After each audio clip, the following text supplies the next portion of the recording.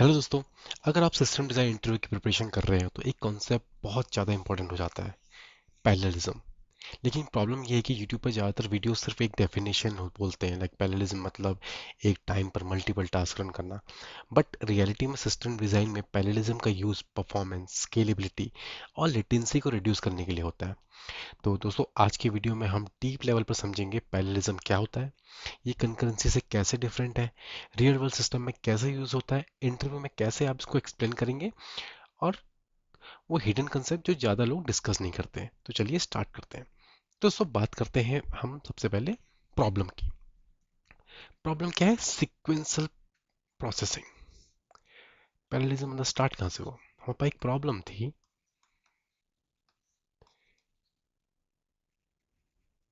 Sequential processing. ठीक है। अब सिक्वेंशियल प्रोसेसिंग होती क्या है? सपोज एक सर्वर को 4 टास्क प्रोसेस करने थे। ठीक है। लेट हमारे टास्क थे, मान के चलिए आप, task 1, task 2, task 3 and task 4। ठीक है। अगर सिस्टम सिक्वेंशियली प्रोसेसिंग यूज करते हैं तो होता क्या है? देखिए, लेट सपोज अगर सिक्वेंशियल प्रोसेसिंग का मतलब एक टाइम पे एक टास्क प्रोसेस होगा, उसे कंप्लीशन होने तक वेट करेगा। अगर लेट सपोज टास्क 1 आपका 2 सेकेंड ले रहा है, ठीक है, same task 2 2 second, so on, task 4 भी 2 सेकेंड्स हमारा टाइम ले रहा है एग्जीक्यूट होने में। तो टोटल टाइम हमारा कितना हो गया? टोटल टाइम हमारा हो गया 8 सेकेंड।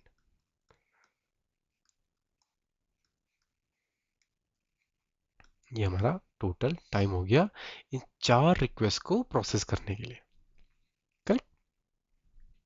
ये प्रॉब्लम आपको सिंपल लग रही है, लेकिन लार्ज सिस्टम में ये बहुत बड़ा बोटलनेक बन जाती है। क्यों? इमेजिन करो कि अगर आप किसी वीडियो प्रोसेसिंग सर्विस पे काम कर रहे हैं। ठीक है। Let suppose video processing service पे काम कर रहे हैं। ठीक है। और कोई इमेज इमेज रेंडरिंग हो रही है, एमएल मॉडल को ट्रेन करने हैं, या कोई सर्च इंजन इंडेक्सिंग पर कर रहे हैं। अगर सब सिक्वेंशियल चलेगा तो सिस्टम बहुत स्लो हो जाएगा, है ना? आपको अपना आपका अगर ML model, machine learning model को अगर ट्रेन कर रहे हो, आप लार्ज अमाउंट ऑफ डेटा डाल रहे हो उसमें। ठीक है। और लेट सपोज गूगल, जो गूगल सर्च टाइप का आप कुछ बना रहे हैं, सर्चिंग बना रहे हैं, उस केस में क्या होगा? बहुत ज़्यादा डेटा प्रोसेस होगा, उससे क्या होगा? सिस्टम आपका स्लो हो जाएगा। तो इसी प्रॉब्लम को सॉल्व करता है पैरेललिज्म। ठीक है, इसी प्रॉब्लम को सॉल्व करता है पैरेललिज्म। पैरेललिज्म को समझते हैं। देखिए, पैरेललिज्म का बेसिक आइडिया क्या है? Instead of processing task one by one, हम क्या करते हैं? सेम टाइम पर मल्टीपल प्रोसेसर पर टास्क को रन करते हैं। ठीक है। मतलब अ, जैसे मॉडर्न सर्वर्स होते हैं, 8 कोर, 16 कोर सीपीयूज, है ना? तो हम क्या करेंगे? हर टास्क को डिफरेंट डिफरेंट कोर्स में, सीपीयूज में रन करेंगे। जैसे जैसे लेट सपोज सीपीयू 1 ने किया टास्क 1 को, ठीक है, सीपीयू 2 ने किया टास्क 2, सीपीयू 3 ने किया टास्क 3, और सीपीयू 4 ने किया टास्क 4। ठीक है। अब क्या हुआ? देखिए, सब टाइम क्या हो, सब जो टास्क क्या हो रहे हैं वो सेम टाइम पर एग्जीक्यूट हो रहे हैं। सेम टाइम पर एग्जीक्यूट हो रहे हैं। तो इनका एग्जीक्यूशन टाइम कितना हो गया? मतलब इनका हम कहें टोटल टाइम कितना हो गया? टोटल टाइम इनका हो गया 2 सेकेंड। जहां दूसरी सर्विस सिक्वेंशियली हमें प्रोसेस कर रहे थे तो हर एक टास्क एग्जीक्यूट होने में टोटल 8 सेकेंड लग रहे थे। बट हमने क्या किया? सारे टास्क को एक साथ स्टार्ट कर दिया, रन कर दिया। टोटल टाइम कितना हो गया? 2 सेकेंड। तो हमारे इससे क्या परफॉर्मेंस हमारी कितनी इंप्रूव हो गई? हमारी परफॉर्मेंस 4x हो गई, राइट? इसी वजह से मॉडर्न सिस्टम में क्या होता है? मल्टी कोर प्रोसेसर और डिस्ट्रीब्यूटेड सिस्टम, पैरेलल प्रोसेसिंग, इस टाइप की यूज की जाती है। ठीक है। अब एक रियल लाइफ एग्जांपल देते हैं। लेट सपोज कि लेट सपोज अगर आपने एक एग्जांपल है आपका कि इमेज प्रोसेसिंग पाइपलाइन आप बना रहे हैं, एक प्रोजेक्ट बना रहे हैं इमेज प्रोसेसिंग पाइपलाइन। अब सपोज एक एप्लीकेशन को 100 इमेज को रिसाइज करनी है, मतलब 100 इमेज को रिसाइज करनी है या क्रॉप करना है, कुछ भी करना है, ठीक है। अब क्या होगा, सपोज एक एप्लीकेशन, तो अगर आपका सिक्वेंशियल प्रोसेसिंग होगी, सिक्वेंशियल प्रोसेसिंग अगर आप यूज करेंगे तो इससे प्रॉब्लम क्या होगी कि आपका एक वर्कर क्या करेगा, 100 और 1000 ऑफ इमेज हो गई, ठीक है, मान लो 1000 इमेज को परफॉर्म करना है, ठीक, 1000 इमेजेस को प्रोसेस करेगा।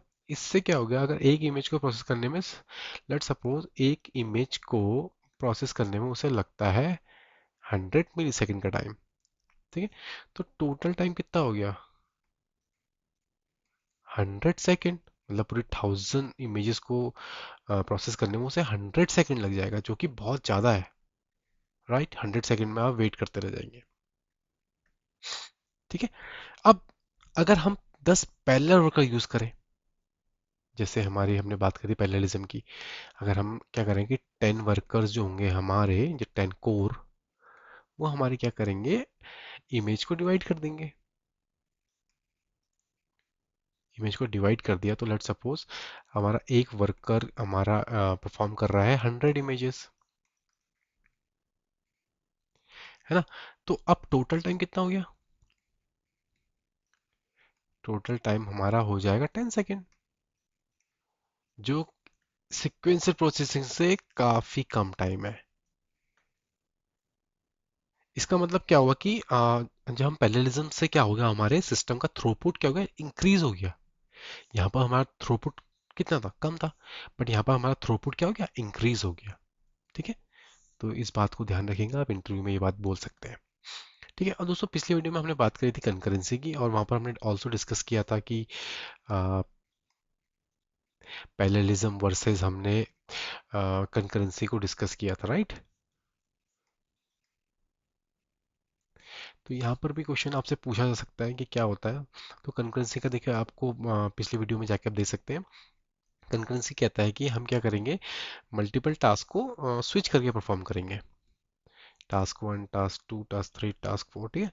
उसके बाद फिर से टास्क 1, टास्क 2, टास्क 3, मतलब क्या हो रहा है, स्विच करके परफॉर्म होता है यहाँ पर, T1 फिर T2 फिर T3, ठीक है क्या? मतलब उसका मतलब जरूरी नहीं होता कि सेम टाइम पर आपको करना है। सिंगल सीपीयू क्या करता है, टास्क को स्विचिंग करता है, क्योंकि यहाँ पर हमारे पास क्या है, सिंगल सीपीयू। तो क्या करेगा, टास्क को स्विच करके कंकरेंसी परफॉर्म करता है, ठीक है। और पैरेललिज्म में हमने बात कर ली, पैरेललिज्म में क्या होता है, हम सेम टाइम पर रन करते हैं, क्या करते हैं, सेम टाइम पर, ठीक है। अब देखिए रियल सिस्टम में पैरेललिज्म हमारा कहाँ पर यूज होता है, कैसे यूज करते हैं हम उसको, ठीक है। देखिए लार्ज स्केल सिस्टम में क्या होता है ना, जैसे मान के चलो गूगल का सर्च इंजन है,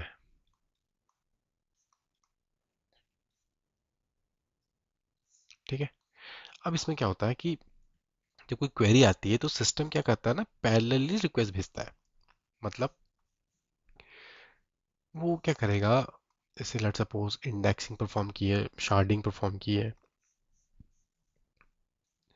तो इंडेक्स हम कह सकते हैं shard 1, इंडेक्स 2, इंडेक्स shard 2, ऐसे ऐसे सो ऑन, shard 4 में, ठीक है। तो अब क्या होगा, ये क्या करेंगे, ये सब पैरेलल सर्च करते हैं, पैरेलली सर्च करेंगे, और जो रिजल्ट आएगा ना, वो इन सबका मर्ज होगा। तो इससे क्या हो गया, आपका फास्ट सर्च हो गया। मतलब वो क्या करा, सिक्वेंशियल ना करके उसने क्या किया, आपने डिफरेंट डिफरेंट सर्वर्स पे इंडेक्स शार्डिंग परफॉर्म की हुई डेटाबेस है, उनमें सर्च करके लास्ट में जो रिजल्ट आया उसे कंबाइन करके यूजर को रिटर्न कर दिया, ठीक है। एक ये केस हो गया। दूसरी बात कर लेते हैं, लेट सपोज कोई हमारी अगर वीडियो प्रोसेसिंग स्ट्रीमिंग प्लेटफॉर्म है कोई, जैसे यूट्यूब वगैरह, ठीक है, वीडियो स्ट्रीमिंग प्लेटफॉर्म। अब देखिए इसमें क्या होता है ना, जब वीडियो हमारी अपलोड हो जाती है, जब वीडियो अपलोड होती है तो पहले टास्क में क्या होता है, पैरेलली हमारी जैसे उसकी लेट सपोज ट्रांसकोडिंग चल रही होगी, वो कोई और कोर परफॉर्म कर रहा होगा, ठीक है, थंबनेल जनरेशन, थंबनेल जनरेशन हो रहा है, उसका हमें सोचता है मेटा डेटा एक्सट्रैक्शन हो गया, उसका कंटेंट मॉडरेशन हो गया। तो ये सब क्या होगा, पैरेलली परफॉर्म होगा। अगर ये सिक्वेंशियली होगा तो बहुत ही स्लो हो जाएगा सिस्टम। ये सब क्या होता है, पैरेलल पाइपलाइंस में रन होते हैं। अब हमारा बात करते हैं हम इसको इम्प्लीमेंट कैसे कर सकते हैं, पैरेललिज्म को हम इम्प्लीमेंट कैसे कर सकते हैं। ठीक है, तो जैसे आपने देखा होगा जो थ्रेड्स वगैरह होते हैं, थ्रेड लेवल पे हम कर सकते हैं इसको, थ्रेड लेवल पैरेललिज्म। ठीक है, थ्रेड लेवल में जैसे आपने देखा होगा मल्टीपल थ्रेड क्या होता है, मल्टीपल थ्रेड क्या करते हैं, एक प्रोसेस के अंदर टास्क को एग्जीक्यूट करते हैं। जैसे जावा में थ्रेड पूल्स वगैरह होते हैं, मल्टीपल थ्रेड्स बना सकते हैं हम इसमें, जावा थ्रेड पूल्स। ठीक है, दूसरा तरीका क्या होता है, दूसरा तरीका हमारा होता है कि हम प्रोसेस लेवल पे पैरेललिज्म परफॉर्म करते हैं। प्रोसेस लेवल पर हम कैसे करते हैं, जैसे हम क्या करते हैं ना, जो हमारा मल्टीपल प्रोसेस हम क्या करते हैं, रन कर लेते हैं एक टाइम। मल्टीपल जैसे माइक्रो सर्विस बेस्ड आर्किटेक्चर जो हमारा होता है, वो हमारे प्रोसेस लेवल का पैरेललिज्म कहलाता है। तो इसको हम बोलते हैं माइक्रो सर्विस बेस्ड आर्किटेक्चर। ठीक है, अब तीसरी हम बात करते हैं इसमें कि डिस्ट्रीब्यूटेड पैरेललिज्म। डिस्ट्रीब्यूटेड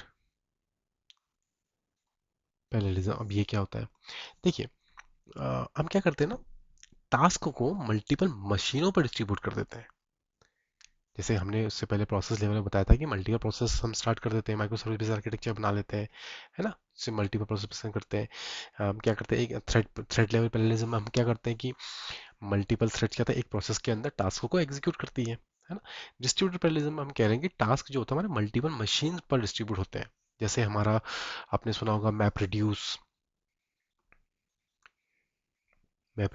हडूप, इन सब के बारे में आप सुना, ये क्या करते हैं, लार्ज डेटा सेट को प्रोसेस करने के लिए यूज किया जाता है।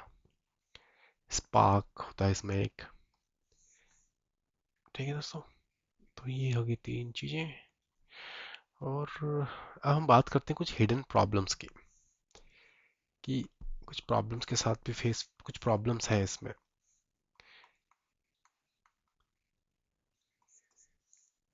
कुछ प्रॉब्लम्स की बात करते हैं। पहले देखो सिंपल सी जो हमने कंकरेंसी के केस में भी डिस्कस की थी, जो हमारी रेस कंडीशन, सेम इसमें भी यही होता है। रेस कंडीशन क्या है, जिससे आपका मल्टीपल थ्रेड्स क्या सेम डेटा को मॉडिफाई कर रहे हैं, है ना। तो लेट्स सपोज बैंक बैलेंस है, आपने विड्रॉ किया आप 100 रुपीज़, थ्रेड वन ने भी 100 रुपीज़ विड्रॉ कर दिया, बट थ्रेड टू ने भी 100 रुपये विड्रॉ कर दिया। तो आपका क्या होगा, अगर सिंक्रोनाइजेशन नहीं हुआ होगा तो आपका डेटा क्या होगा, करप्ट हो जाएगा, मतलब आपको जो विड्रॉल बैलेंस दिखेगा वो इनकरेक्ट दिखेगा, है ना। दूसरा, सिंक्रोनाइजेशन ओवरहेड हो जाता है इसमें। सिंक्रोनाइजेशन ओवरहेड, इसमें क्या होता है, देखो सिंक्रोनाइजेशन को परफॉर्म करने के लिए हमें क्या करना पड़ता है, लॉग्स लगाने पड़ते हैं। ठीक है, तो जितने ज़्यादा हम लॉग्स लगाएंगे तो कभी कभी क्या होता है, परफॉर्मेंस को रिड्यूस कर देते हैं। क्योंकि हमको अगर सिंक्रोनाइजेशन चाहिए, तो लेट्स सपोज थ्रेड वन अगर आपकी इस रिक्वेस्ट को एग्जीक्यूट कर रहा है, तो आपको उसमें लॉग परफॉर्म करना पड़ेगा that thread to same request को प्रोसेस ना करे, है ना। तो इसलिए सिंक्रोनाइजेशन का ओवरहेड हो जाता है इसमें। ठीक है, तीसरा इसमें कहते हैं हमारा आता है इशू टास्क कोऑर्डिनेशन का।